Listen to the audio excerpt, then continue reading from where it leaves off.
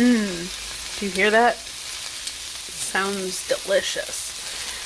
Today we are going to make Philly cheesesteaks. But we're gonna do it easy style. First thing you want to do, cut up your peppers and onions into nice long strips like this. Okay. These have been in the pan for a little bit and they are cooking. I want them to be a little bit softer than they are now. You can see when you poke something, here, that's like a fork, depending on how hard it goes through. You have to kind of push through to get it to go through. So it's not quite soft enough to my liking. I want it to almost be kind of, almost floppy.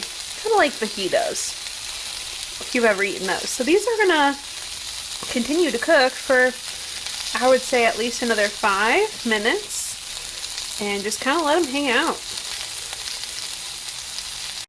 Did I mention we're doing sliders? Oh yeah, we're doing sliders. You could do a regular loaf of bread, like even at Walmart they've got those big loaves and you could just slather around, have a nice big sandwich and cut it up. But I decided to do sliders. So the next step is that you're gonna have to cut your buns in half. So that way, sandwich, sandwich. So now I position, just for my own ease, top buns in the center and bottom buns over here. That way I can assemble it nice and easy. Why am I doing it on a pan?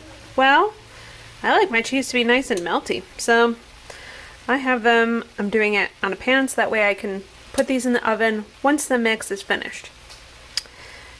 And so while these were being cut up, well, this meat has started to cook. That's right, we've added meat. Hi, bub.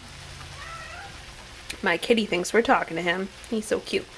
So we added some chopped red meat. You can use thinly sliced steak. You can use carne picada, which is what Aldi had. So that's what I went for. But we've also used skirt steak. You know, whatever is something thin enough that you'll be able to spread it on a sandwich. It doesn't quite matter which. And while this cooks, we're just going to let this hang out for a little bit. And I'll prep our cheese. Now, in an original Philly cheesesteak, you would use Cheese Whiz. That's right, that cheese in a can. That's not really my thing, so I am not adding that. By the way, this, what you're seeing on top, that's just some garlic powder and some salt and pepper. So this one's very lightly seasoned. So we're gonna let this cook, and then we'll come back. All right, okay, so you can see that I've put in some American cheese. We're going double cheese today, so there's just one slice broken in half. This is the top, so we're gonna assemble it like this. Make it nice and easy. So this is our delicious, delicious pepper and meat and onion mix. And what we're gonna do, just like you might guess. So this would be a really, if you're doing sliders, this would be really nice for you to do if you had guests over. Or if you had like a party or holiday or something like that. Or if you just felt like being fancy like we do. I'm like, I like sliders any day of the week, you know? Don't need a party for that. Plus they fill you up. So you got some lunch built into this too. We're just spooning this on. You may even have leftovers. I use too many peppers, but I like it really peppery, so that's... I chopped up 2 peppers. You really have enough peppers? You really don't ever have enough peppers. Oh, so you can see it's a little messy. That's okay. It's all going in the same place, right? I know I hear from a lot of people and they get really nervous about doing things like perfect. You know, like, I want you to know that, like, Gordon Ramsay, he doesn't do everything perfect. I just watched him make the worst grilled cheese sandwich ever. Like, he messes up all the time. Just because you're a professional doesn't mean you don't make mistakes. You know? We all make mistakes. So, and it's less of a mistake, you know, like, It's not a bad day if your meat fell off your sandwich. It's okay.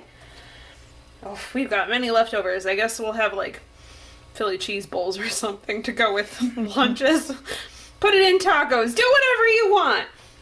Because we got more than enough stuff. But this is the smallest quantity we could buy meat in. And I have a bad... I'm not great at gauging that. So, alright.